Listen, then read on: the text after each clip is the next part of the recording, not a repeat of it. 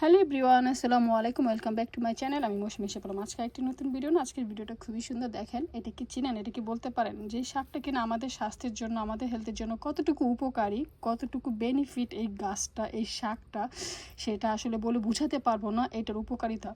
তো যাই হোক, এই গাছটা, এই উপকারী গাছটা আমি লন্ডনে থাকি, তো লন্ডনের মাটিতে এই গাছটা আমি হওয়াইছি। এটা আমি অনেক কষ্ট করে ইটালি থেকে এনেছি। তুর্কিতে আমি হলিডে করতে গিয়েছিলাম, রাস্তার মধ্যে পেয়েছি, তো রাস্তা থেকে উঠায় নিয়ে আসছি। ইটালিতে যে রাস্তা থেকে টুকাই নিয়ে আসছি, বাঁচাতে পারিনি। লাস্ট টাইম একটা গাছ এখানে হয়েছিল, ইটালি থেকে এনেছিলাম, মনে হয় বিচি পড়েছিল, তার থেকে হওয়ার পর লাস্ট ইয়ার হয়েছে এখানে, আবার এই বছর বিচি পড়েছে, লাস্ট ইয়ারের বিচি। তো এই বছর আলহামদুলিল্লাহ, কারণ আমার এই দেখেন পানি দিয়ে রেখেছি। আসলে এই গাছগুলো মূলত আমার হয়েছে এই ছিদ্র ছিদ্র জায়গাগুলো আছে না, এগুলোতে হয়েছিল, কারণ এখানে বিচি পড়েছে হয়তো, বা বিচি পড়ে এখানে এইভাবে গাছ হয়েছে। দেখেন না, দেখেন পানি দিয়েছিলাম। এখন আমি আজকে সবগুলো গাছ আমি আজকে উঠিয়ে ফেলছি, মানে আরও এখন অনেক আছে ছোট ছোট, ওগুলো হচ্ছে। এই যে দেখেন, দেখাই, এই যে একটা দেখেন হচ্ছে, এই যে দেখছেন, এই গাছগুলো ঠিক এইভাবে। আসলে আমি তখন ভিডিও করতে পারিনি, ভুলে গেছিলাম। যখন আমি গাছগুলো উঠাচ্ছিলাম তখন যদি উঠাতাম তাহলে বুঝতে পারতাম। এই যে দেখেন, এই যে দেখেন, এই যে দেখেন হচ্ছে, এই যে হচ্ছে, এই যে দেখেন, এই যে দেখা তো যাচ্ছে। হ্যাঁ, তারপরে এরকম মানে আমার এই গাছগুলো মূলত এই সব জায়গাতে হয়েছে। তো আজকে আমি সবগুলো উঠিয়েছি, মাটিতে লাগাবো কিছু, আর কিছু টপে লাগিয়ে দেবো, এর জন্য আমি উঠিয়ে ফেলেছি।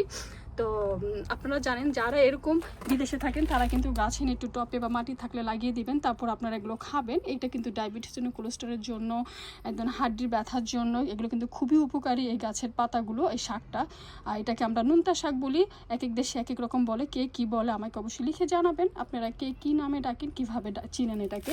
আমরা এটাকে নুনতা শাক বলে চিনি। তো হারে একটাই ভেঙে গেছে, দেখেন। এটাকে ফেলে দিতে আমার অনেক কষ্ট হবে, কারণ এটা আমি অনেক কষ্ট করে, জানে না কি যে কষ্ট করে আমি এই গাছটাকে মানে বড় করছি, লালন পালন করছি। তারপরে আমি আপনাকে দেখাই, এই দেখেন আরেকটা, এই টবের মধ্যে মাশাআল্লাহ দেখেন সুন্দর, মানে এই যে পুরো টবটা ছড়ে গেছে, মানে সুন্দর হয়ে আসছে এটার মধ্যে।